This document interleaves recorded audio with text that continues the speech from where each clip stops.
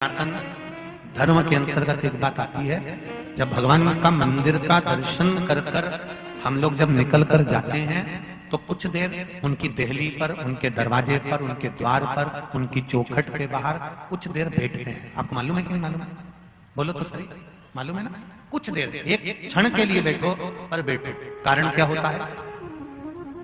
क्या कारण हो जाता है कि जब हम भगवान के द्वार पर बैठते हैं और द्वार पर बैठकर हम भगवान का गुणगान करते हैं और भगवान की जब हम बड़ाई करते हैं कि मैंने शंकर भगवान का भजन किया, मेरे शिव जी ने मुझ पर बड़ी कृपा करी, मैंने राम जी का भजन करा, राम जी ने मुझ पर बड़ी कृपा करी, मैंने कृष्ण भगवान का भजन करा, भगवान कृष्ण ने मेरे ऊपर बड़ी कृपा करी।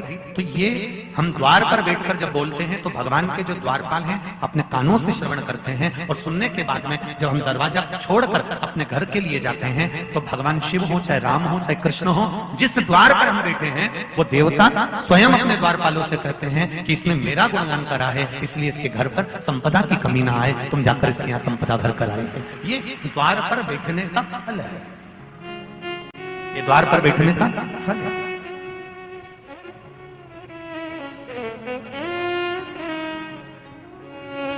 भगवान पार्वती मैया बैठी,